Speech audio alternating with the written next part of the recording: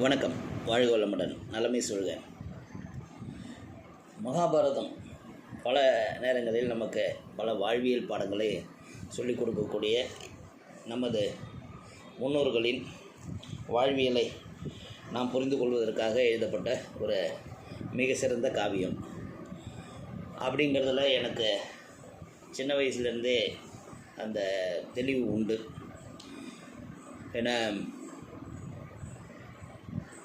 மகாபாரதம் ராஜாஜி எழுதின மகாபாரதம் ரொம்ப சிம்பிளாக சின்ன வயசுலேயே படிச்சிருக்கிறேன்.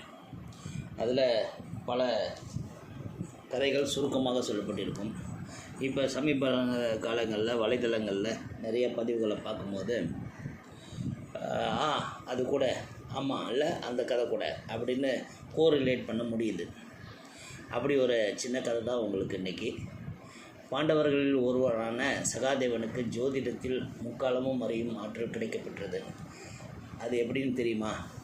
பார்த்தா, பாண்டு மன்னன் உயிர் பிரியும் தருணத்தில் மகன்கள் ஐவரையும் அருகே அழைத்து, தான் இறந்தவுடன் தன் உடலை தகனம் செய்ய வேண்டாம் என்றும் மாறாக பீத்து தின்றுவிடும்படியும், அப்படியே செய்தால் முக்காலமும் உணரும் ஆற்றல் கிடைக்கும் என்றும் சொல்லிவிட்டு உயிர் துறக்கிறார். பாண்டவர்களும் அவர்களது தந்தை பாண்டு சொன்னபடி செய்ய திட்டமிடும்போது அங்கே கிருஷ்ணர் பரமாத்மா வருகிறார். விஷயத்தை கேட்டவுடன் பாண்டவர்களை திட்டுகிறார். சாகும் காலத்தில் உங்கள் தந்தைக்குத்தான் புத்தி பிசகிவிட்டது என்றால் உங்களுக்கு என்ன ஆனது? யாராவது பிணத்தை தின்பார்களா? வாருங்கள், விறகு எடுத்து உங்கள் தந்தையை தகனம் செய்வோம் என்று பாண்டவர்களை அழைத்து செல்கிறார். மிருகங்கள் பாண்டுவின் உடலை இழுத்து சென்று விடாமல் இருக்க சகாதேவனை காவலுக்கு விட்டு செல்கிறார்கள்.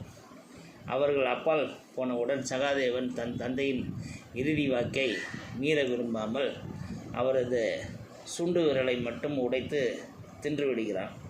உடனே அவனுக்கு முக்காலத்தையும் உணரும் சக்தி கிடைத்து விடுகிறது. விறகுகளை கஷ்டப்பட்டு தூக்கி வந்த பாண்டவர்கள் மிகவும் களைப்புடன் விறகு கற்றைகளை கீழே போட்டுவிட்டு களைப்பாக அமர்ந்திருக்கிறார்கள். கிருஷ்ணரும் ஒரு விறகு சுமையை தூக்கி வருகிறார். ஆனால் விறகு கட்டு அவர் தலைக்கு அரை அடி மேலாக காற்றில் மிதந்து வருகிறது. அது மற்றவர்கள் கண்களுக்கு தெரியவில்லை. சகாதேவனுக்கு மட்டுமே அது தெரிகிறது. கிருஷ்ணரும் மிக களைப்படைந்தவர் போல் ஸ்பா என்று விறகை கீழே போட்டுவிட்டு அமருகிறார். அவர் அருகில் சென்ற சகாதேவன், கண்ணா, எல்லோரும் விறகை சுமந்து வந்தார்கள், அவர்கள் களைப்பாக இருக்கிறது என்று சொல்வது நியாயம்.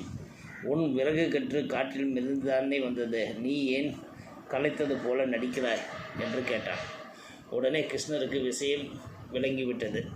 சகாதேவனை தனியே அழைத்து சென்று அவர் விவரம் கேட்க சகாதேவன் தனது தந்தையின் பாண்டுவின் சுண்டு விரலை தின்றதை ஒத்துக்கொள்கிறான். எதிர்காலம் தேவ ரகசியம் என்றும் இறைவன் போக்கில் குறுக்கிடுவது அதர்மம் என்றும் கிருஷ்ணர் கூறுகிறார்.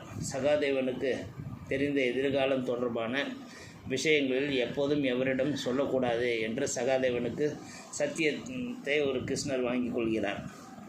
தனக்கு முக்காலமும் உணரும் ஜோதிடக்கலை ஆற்றல் தெரியும் என்ற ஆணவத்தால் சகாதேவனுக்கு சற்று கர்வம் அதிகமாகிவிட்டது.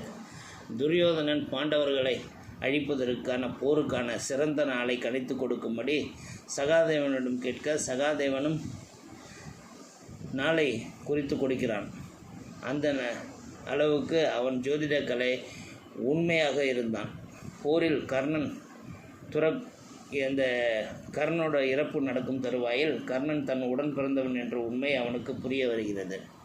இதனால் தனக்கு தெரிந்த முக்காலமும் உணரும் சக்தி இந்த ஜோதிட கலையில் இந்த உண்மையை தெரிந்து கொள்ள முடியவில்லை என்று ஜோதிடத்தில் நம்பிக்கை இழக்கிறான். ஏன்னா கர்ணன் தன்னோட மூத்தவன்ங்கிறதே தெரியாமல் நம்ம பெரிய ஜோதிட கலை படித்து விட்டதாகவும் முக்காலமும் உணரும் தன்மை தனக்கு இருப்பதாகவும் நினைத்த சகாதேவனுக்கு வெட்கி தலை குனிந்து ஜோதிட கலையை நம்பிக்கை இல்லாமல் போயிடுறான். 18 நாள் நிகழ்வுகள் குருச்சேத்திர போர் முடிவடைந்த பின் சகாதேவன் கிருஷ்ணனை பார்த்து, கிருஷ்ணா, ஜோதிடம் என்பது பொய்தானே என்று கேட்கிறார். அதற்கு கிருஷ்ணர், ஜோதிடத்தில் அனைத்தும் அறிந்த நீயே இப்படி கூறலாமா என்று கேட்கிறார். ஜோதிடத்தில் அவருடைய பிறப்பு ரகசியம் என் கணிதத்தில் தெரிந்து கொண்டேன். ஆனால் கர்ணன் என் உடன் பிறந்தவன் என்ற ரகசியம் என் ஜோதிட கணிதத்தில் வரவில்லை. அப்படி என்றால் ஜோதிடம் பொய்தானே கிருஷ்ணா என்று மீண்டும் கேள்வி எழுப்பினான் சகாதேவன். இதை பொறுமையாக கேட்ட கிருஷ்ணன் சொன்னார் ஒரு பதில். அனைத்தையும் நீ ஜோதிடத்தில் தெரிந்து கொண்டால் பிறகு நான் எதற்கு? இந்த பதிலை கேட்டவுடன் சகாதேவனுக்கு தூக்கி வாரி போட்டது. அடங்கியது அவன் கர்வம். எப்படிப்பட்ட சிறந்த ஜோதிடனாக இருந்தாலும் 99% மட்டுமே தங்கள் கணித திறமையை எடுக்க முடியும். மீதி 1% கடவுளின் பிடியில் உண்டு என்பதை கிருஷ்ணர் உணர்த்தியதாக இந்த பதிவு படிக்கும்போது சில ஞாபகங்கள். ஏன்னா துரியோதனன் நாள் குறித்து கேட்பதெல்லாம் நான் படிச்சிருக்கிறேன். இந்த விஷயங்கள் பாண்டோட விரலை தின்ன விஷயம் எனக்கு புதுசாக இருந்தது. அதனால் உங்களுக்கு சொன்னேன். நலமே சொல்க, வாழ்க வளமுடன்.